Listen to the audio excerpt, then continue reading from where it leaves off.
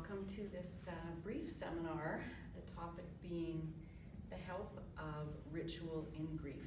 And my name is Mary Jo Bolton, and the perspective I bring to this comes from a few different places. Obviously, first of all, it's personally my own experience with grief. I've also been a bereavement support volunteer with Palliative Manitoba for the last 7 or 8 years. And professionally, I'm trained as a family therapist. So all of these experiences kind of make up my understanding and biases, I suppose, on grief, as well as the help that rituals can be to us when we're grieving. I hope that there'll be a few things that you take from this. I'm hoping that as I briefly describe what seems to be universal in the experience of grief, what some of the things are that we think and feel and go through.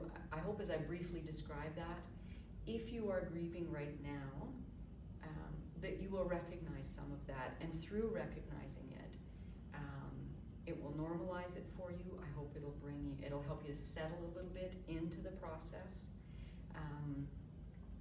So I hope that's one thing. The other thing is I hope to make some suggestions of concrete things, concrete ideas around rituals that can help us cope in grief. So I'm hoping you're able to take away a few things as well as be validated in what you already know and are experiencing. Just a few things to kind of define some terms so that it's clear we're referring to the same things. So I want to just briefly describe grief, mourning, and rituals, and what I mean by those things. So in this context, obviously we're talking about grief that we experience when someone we love dies. Now, obviously we can experience grief from the loss of a relationship, of physical health and ability, all kinds of losses, the loss of a beloved pet. These can be profound experiences of loss that create grief. Mostly today, we're going to be talking about grief that results from the death of someone that's important to us. So, grief is our internal response to a death. It's the emotions we have, the thoughts we have about it, it's what goes on the inside. Often we suffer, there's distress, sadness, there can be shock and numbness if the death is unexpected, tragic, traumatic, violent. Sorrow, pain, there's other emotions that we don't always expect but can very commonly go along with it, like anger, like fear, even being confused and disoriented for a while. Grief creates a certain kind of chaos and upheaval that is just part of this really profound experience. So, mental and emotional impacts, physical obviously as well. It's a very physical experience. Grief is. It hits the body in some powerful ways.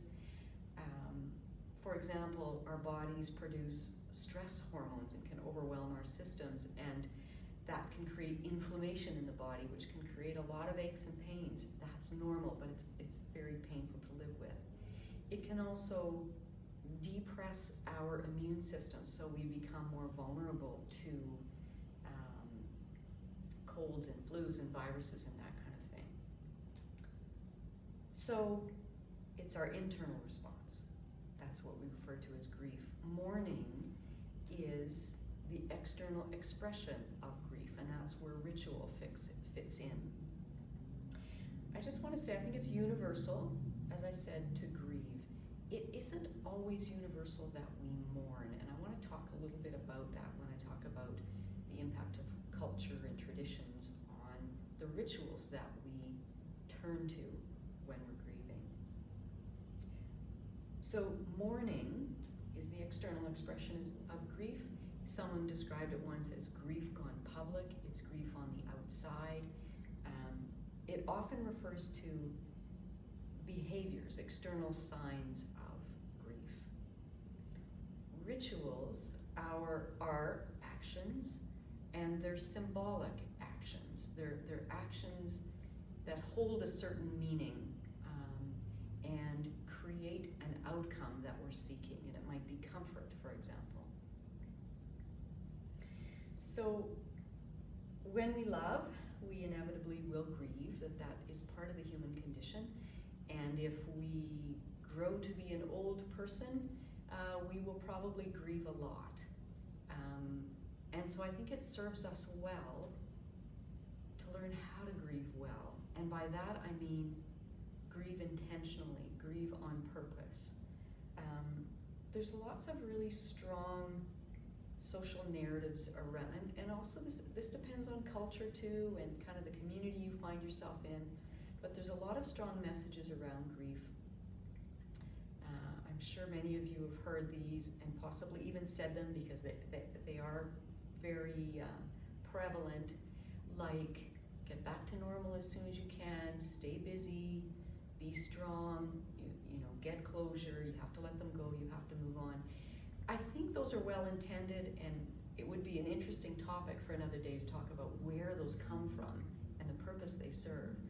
But I'm going to present to you that I think actually those prolong our suffering. So I've found that choosing to actually engage with the grief, the pain of it, actually begins to transform it and heal it. And that sounds paradoxical because it seems that inhuman in us to want to avoid pain, deny it, suppress it, move away from it. But actually what that does in us is it amplifies it, it prolongs it, and moving away from it actually is kind of a temporary fix. So, you know, with grief can come powerful feelings, as I've said.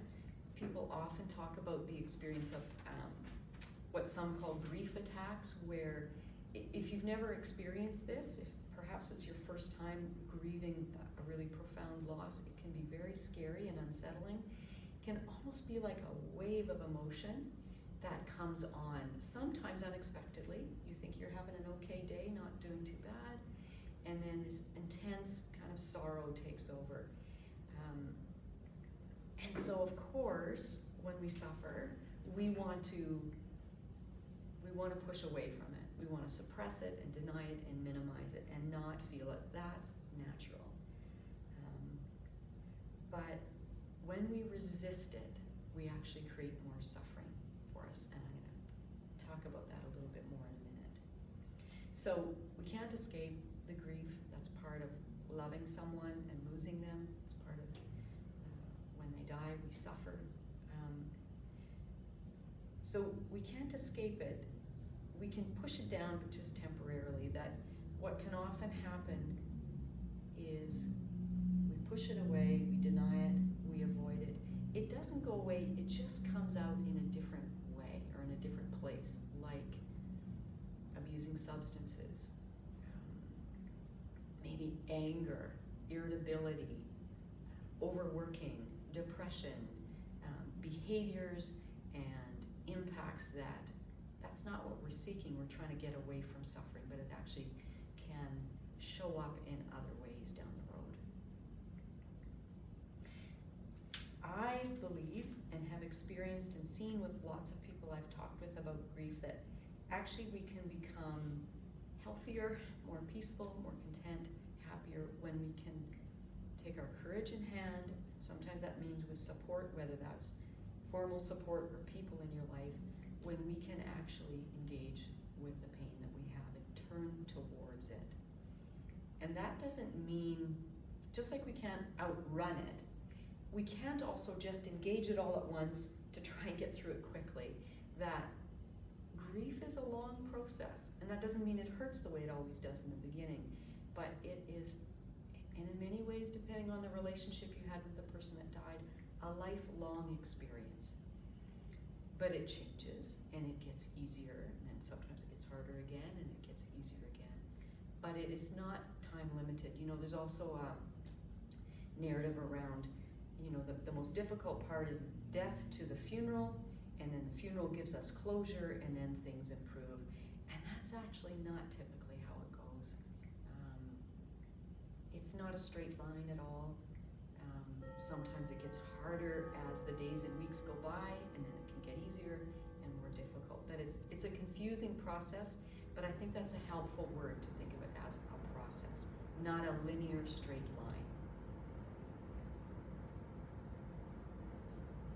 So engaging your grief is not feeling sorry for yourself, it's not indulging or being indulgent. It actually is an effort to transform it and heal it.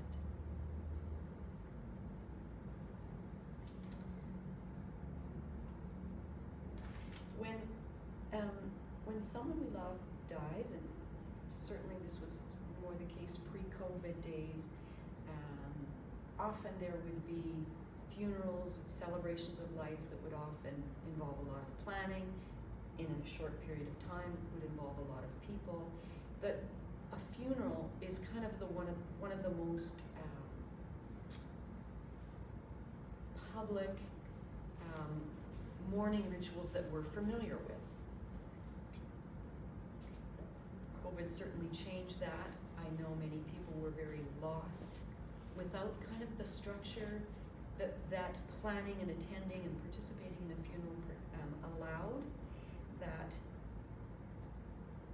sometimes a crisis is created when someone dies, and it's helpful for us to have something to do, something to focus on that is about the person that died. It kind of, the plans are sort of laid out for us what we need to do, and that can be very helpful. What can get more difficult though is when the doing is done, when a lot of the work of death is done. So there may be things to do with the estate to deal with. Perhaps if the person lived alone, emptying out their house or apartment. There's a lot of work, it's exhausting work, but it does sort of keep us engaged physically in something that our hearts and minds are already completely engaged with anyway, so it sort of lines up. A little bit of time goes on, some of that gets finished, and sometimes the food kind of stops arriving, and there aren't as many cards coming in, people aren't connecting with us as much, and that can be a time when the pain kind of increases again a bit.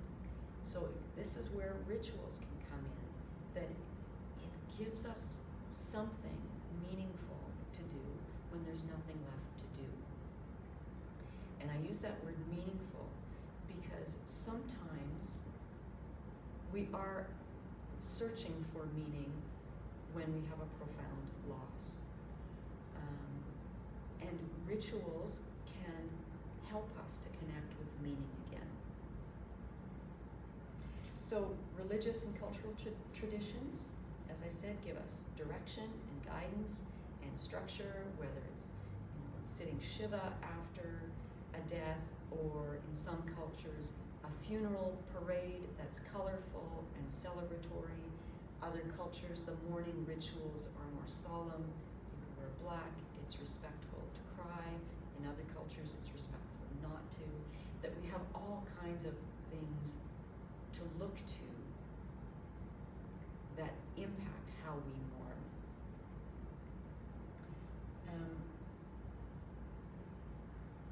So mourning rituals, though, I think don't have to be soon after the death. They don't have to be large and public like a funeral.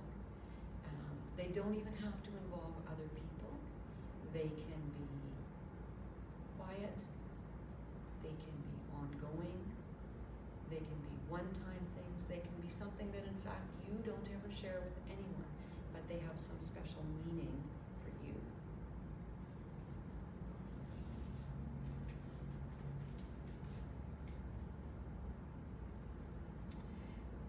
I think that whether the mourning rituals are like a grand funeral or a small, private, even conversation in a sense that you have with the person that's died, I think the goal and the benefits of those rituals can be the same. I think they engage your grief in in that it acknowledges the death in a concrete way, connects you to the person, remembers them. It can bring you comfort. And it helps us transition, I think, from having a relationship with that person in the physical sense, in the external world, where of course that's where we want them. But when death happens, we no longer get to have that. So I think part of the transition is taking that, your relationship with that person that has died on the inside. And this is where I think we get to not let them go and leave them behind, actually, but take them forward in life with us. And again, not in the way that we would choose. We want them here. But sometimes suffering is caused by that concept of let them go and move on. And people, lots of the people I support in the bereavement program talk about, I don't want to leave them behind. And that doesn't mean they don't accept the death that's happened. They're not in denial about that. But they're afraid if letting them go means creating more and more distance between them, that then they'll begin to forget them. They'll forget what they looked like, sounded like. So my bias is, and personally what I found helpful, is the concept of actually taking them inside with you and, in a sense, bringing them forward as time just moves on. We don't have a choice about that. It just keeps ticking on. But we can bring them. And the relationship can even shift and change, surprisingly, as we, of course, change as we grow and move on through the rest of our lives. So mourning, if grief is a lot about feeling, mourning is about showing and doing. Mourning is how we move towards healing and how we make meaning out of living life now without that person in it in the physical sense. So a ritual is a symbolic activity, and it's really interesting. I've read the research on what impact do rituals have on grief, and there's some fascinating information that says, yes, of course we know it's symbolic. For example, like writing a letter to your loved one and burning it, that's a symbolic action.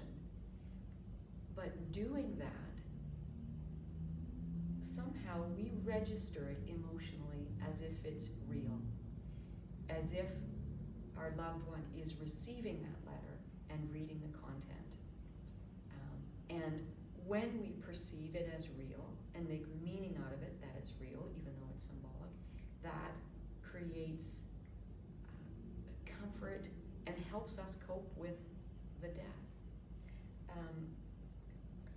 I think rituals also give us a measure of control, that it's a very powerless, helpless feeling to grieve because we can't do anything about the fact that the death has happened. It can feel out of control because the emotions are intense. So people that have participated in these studies talk about feeling a bit more in control when they participate in these personal mourning rituals. And by control, I don't mean they're trying to control their emotion and not feel it or not show it. That's not what it means at all. But it's acknowledging, I'm in this process that's bigger than me, but I don't have to just be at its mercy in a way. I can participate it in a way that actually helps me.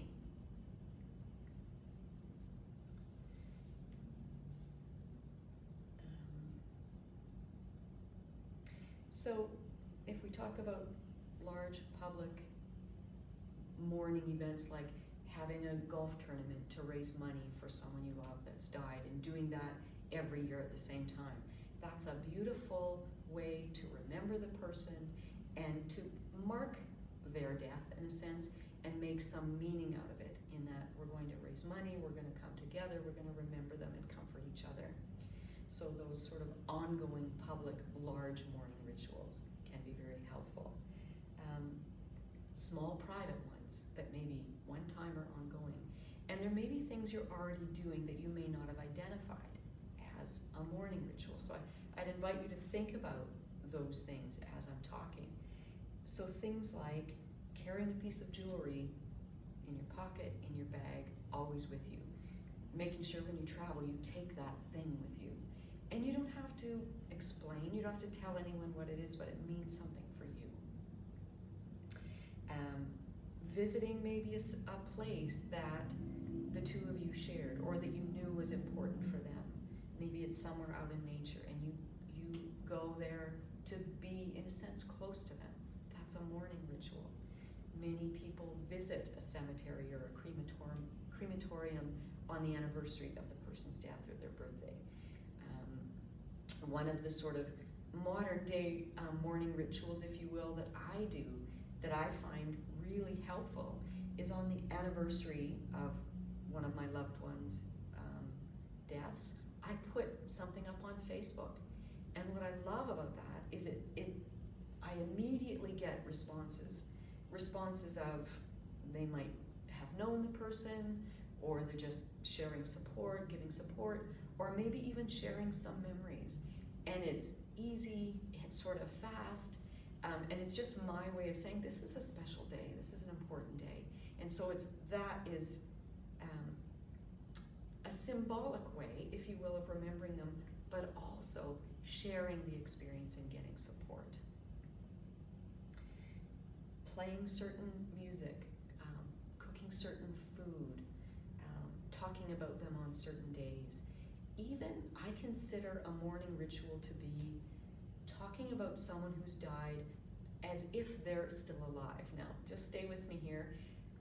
It's not that I'm in denial they've died. I know they've died, but I find myself saying things like, well, as Dad would say, now I know he's dead or other loved ones are dead, but it's in a way they're in me, they're with me currently. So I like to say it that way, and it brings them into the current life. A family I know, whenever there's a special event and everyone gathers, even large events like a wedding or at the funeral of another person, is they set a table, they fully set a table that is symbolically for the loved ones from their family who have died. That's where they sit. So these things can be large or small, public or private. I wrote a bit of a list as I was thinking. I also have flowers in the house on my mom's birthday. It's a small thing, but it feels important to do. Naming a new baby after someone who's died. We can look at that as a morning ritual, as a way of remembering and marking. So I'm guessing there may be things that you do, that the culture that you belong to, that perhaps a religious community that you belong to teaches you to do and shows you to do, but there may also be smaller things. If you can't identify any, think about what might be helpful for you, what might be meaningful for you.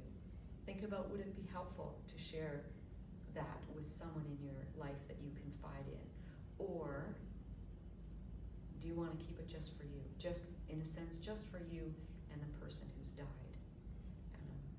I would just invite you to think about those things and perhaps explore a little bit how rituals can be an intentional aspect of your grief, to give you a little bit more control and structure, sense of control and structure to it. And my hope is that if you do that it does help you cope. This does get better and easier. It isn't always as painful as it is in the beginning. And I would encourage you to find people who can be with you, be with the feelings you have, and just allow you to have them.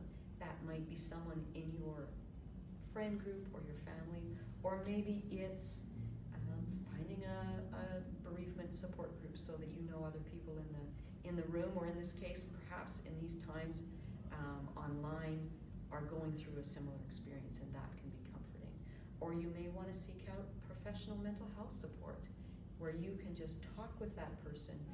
That person has no connection to your loved one or your family, and so you don't have to edit anything. You can share exactly what it's like for you. So I would encourage you to give these suggestions some thought, and I hope they're helpful to you. Thank you.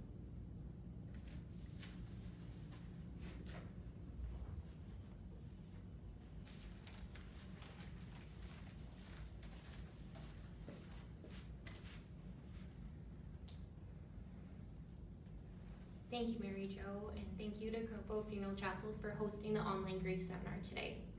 Before we end, I would like to remind everyone about Palliative Manitoba's current bereavement services that we offer. We have our telephone bereavement support, where we match you with a trained volunteer to receive weekly support over the phone. We have our Kids Grieve 2 and Teens Grieve 2 online support group that starts up in October.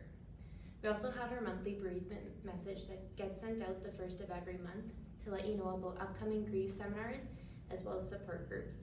You can sign up for this newsletter, or to find more information on these services, visit our website, www.palliativemanitoba.ca.